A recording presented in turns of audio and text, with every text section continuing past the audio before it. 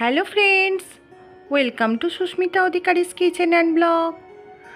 আজ আমি একদম খুব সহজে কিভাবে বিরিয়ানি বানানো যায় সেটি বানিয়ে দেখাবো। আমি এখানে মাটন বিরিয়ানি বানাচ্ছি। এটি বানানোর জন্য আমি মাটন নিয়ে নিয়েছি। বাসমতি চালটা আমি ভালো করে ধুয়ে ভিজিয়ে আধ ঘন্টার জন্য রেখে দিয়েছিলাম। আলু নিয়ে নিয়েছি, আপনারা চাইলে আলু নাও নিতে পারেন। পেঁয়াজ কেটে নিয়েছি, আদা রসুনের পেস্ট, ধনেপাতা কুচিয়ে নিয়েছি, টক দই আমি এখানে ঘরে পাতা টক দই ইউজ করেছি, আপনাদের কাছে যেরকম থাকবে সেরকম ইউজ করবেন।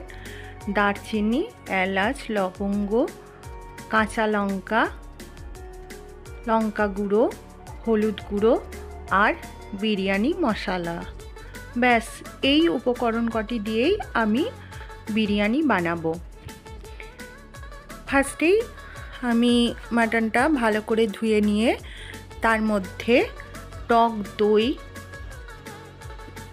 কাঁচা লঙ্কাগুলি, হলুদ গুঁড়ো,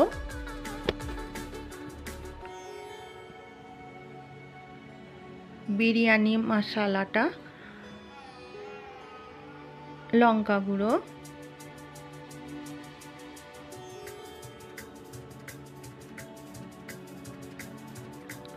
যে মশলাগুলি নিয়েছি আর কি, সে মশলাগুলি দিয়ে দেব। আর এর মধ্যে দিয়ে দেব ধনেপাতাগুলিকে ভালো করে ধুয়ে নিয়ে জল ঝরিয়ে নিয়ে ধনেপাতাগুলি দিয়ে দেব। আদা রসুনের পেস্টটা আমি দিয়ে দেব।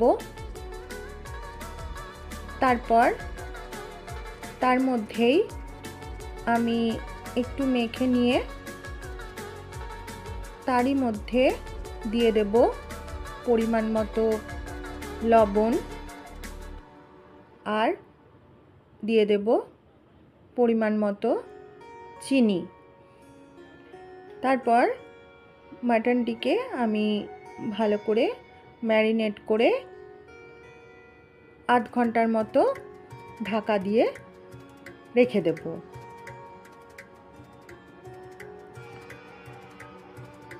তারপর আমি এখানে গ্যাসে জল গরম করতে দিয়েছি। সেই জলের মধ্যে দিয়ে দেব লবণ, তার মধ্যে দিয়ে দেব গোটা সাজিরে, একটি তেজপাতা, দারচিনি, এলাচ, লবঙ্গ, এগুলি দিয়ে জলটা যখন ফুটে উঠবে তখন তার মধ্যে যে ধুয়ে ভিজিয়ে রেখেছিলাম চালটা, সেই চালটি আমি দিয়ে দেব।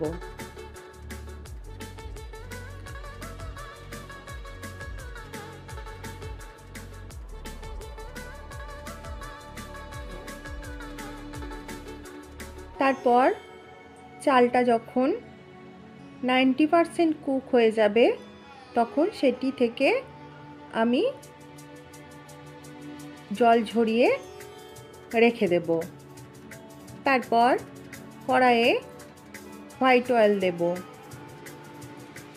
তেলটি যখন গরম হয়ে যাবে তখন তার মধ্যে দারচিনি, গোটা লবঙ্গ, গোটা এলাচগুলিকে ফাটিয়ে দিতে হবে, না হলে ছিটকে আসবে। দিয়ে তারপর ওটা থেকে যখন সুন্দর গন্ধ ছাড়বে তখন তার মধ্যে আমি যে কুচানো পেঁয়াজগুলো ছিল সেগুলো দিয়ে দেব। তারপর পেঁয়াজগুলো যতক্ষণ না ভাজা হচ্ছে ততক্ষণ আমি নাড়তে থাকব। যারা নিউলি ম্যারিড, নতুন বিয়ে হয়েছে, রান্না করতে কিছু জানে না, তারাও এটা এত সহজে বানিয়েছি যে বিরিয়ানি বানিয়ে নিতে পারবে। আর যারা কলেজ স্টুডেন্ট বা নতুন রান্না করছে, একদম বিরিয়ানি খাওয়ার ইচ্ছা অথচ পারে না বিরিয়ানি বানাতে, তারাও কিন্তু এইভাবে বানালে খুব সহজেই বানিয়ে নিতে পারবে। মানে যারা একদম বিগিনার্স আর কি, তারা এইভাবে বানিয়ে নেবে। আমি সেই জন্যই খুব সহজে বানিয়ে দেখিয়েছি। তারপর পেঁয়াজটি ভাজা হলে আমি অর্ধেক পেঁয়াজ তুলে রেখে দিয়ে তার মধ্যে ম্যারিনেট করা মাটনটি দিয়ে দেব, দিয়ে নাড়তে থাকবো।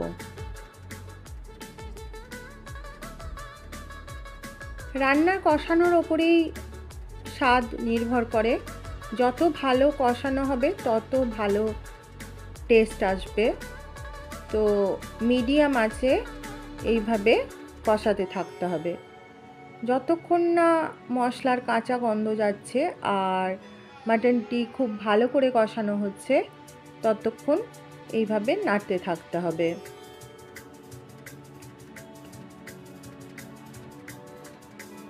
দেখুন আস্তে আস্তে কালারটাও চেঞ্জ হচ্ছে আর মাটন থেকে তেল ছেড়ে আসছে।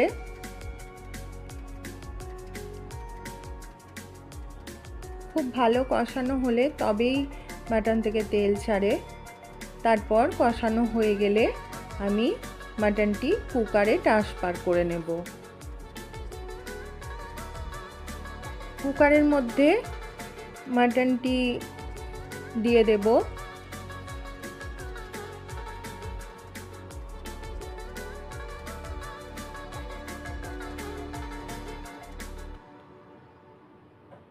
তারপর কুকারের মধ্যে আমি যে আলুগুলো কেটে রেখেছিলাম সেই আলুগুলিও দিয়ে দেব।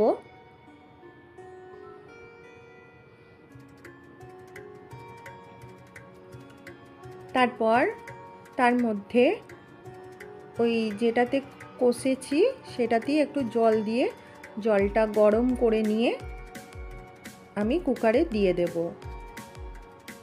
তারপর যে পাত্রে আমি বিরিয়ানি বানাবো সেই পাত্রে ফার্স্টে একটা ভাতের লেয়ার দেব। মাটনটি ওইদিকে একটা সিটি যতক্ষণ না হচ্ছে ততক্ষণ আমি করতে থাকব। তারপর মাটনটি হয়ে গেলে তারপর এই ভাতের লেয়ার দিয়ে তার উপরে আমি যতটা পরিমাণ আমাদের মাটন আর আলু লাগবে সেই মাটন আর আলু একটি লেয়ার দেব ভাতের উপরে। আমি এই মাটনটা একই সাথে করে নিয়ে কিছুটা মাটন আমি খাবার জন্য তুলে রাখবো আর কিছুটা মাটন দিয়ে আমি বিরিয়ানি বানাবো।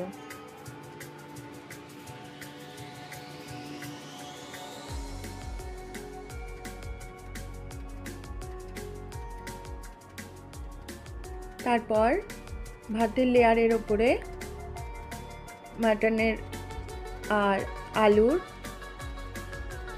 লেয়ার দেব আর কিছুটা যে মাটন থেকে যে জলটা বেরিয়েছে সেই কিছুটা জলও মানে যে ঝোলটা সেটা কিছুটা দিয়ে দেব। তারপর বাকি যে ভাতটা আছে সেই ভাতটারও উপরে একটা এইভাবে লেয়ার করে দেব।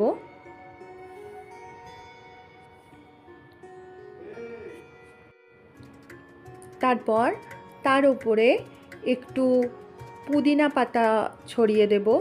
আপনাদের কাছে থাকলে দেবেন, না থাকলে দেবেন না। ধনেপাতাও দিতে পারেন। পুদিনা পাতাটা দিলে একটু সেন্টটা ভালো হয় আর খেতেও একটু ভালো লাগে। আর যে পেঁয়াজ ভাজা বেরেস্তাটা বানিয়ে রেখেছিলাম সেটা একটু দিয়ে দেব।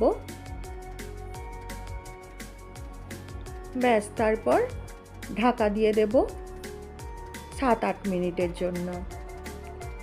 তারপর 7-8 মিনিট পর ঢাকা খুলে একটু মিক্সড করে নেব ভাত আর মাটনটা। ভাতটা তো আমি 90% কুক করেই রেখেছিলাম, সেজন্য বেশিক্ষণ আমি চাপা দিয়ে রাখবো না। ব্যাস এইভাবে মিক্সড করে নিলে তৈরি হয়ে যাবে আমাদের মাটন বিরিয়ানি। দেখলেন তো কত সহজে একটি মাটন বিরিয়ানি বানিয়ে নিলাম। আপনারাও এভাবে বানিয়ে দেখবেন। আর বাকি মাটনটা ওই বিরিয়ানির সাথে সার্ভ করে নেব। একসাথেই মাটন কষা আর বিরিয়ানি বানানো হয়ে গেল। আমার রেসিপিটি যদি আপনাদের ভালো লাগে তাহলে প্লিজ আমার চ্যানেলটি সাবস্ক্রাইব করে দেবেন, বেল আইকনটি প্রেস করে দেবেন নেক্সট নোটিফিকেশনের জন্য। এইভাবে মাটন আর রায়তার সাথে বিরিয়ানি আমি খেয়েছিলাম। Thanks for watching.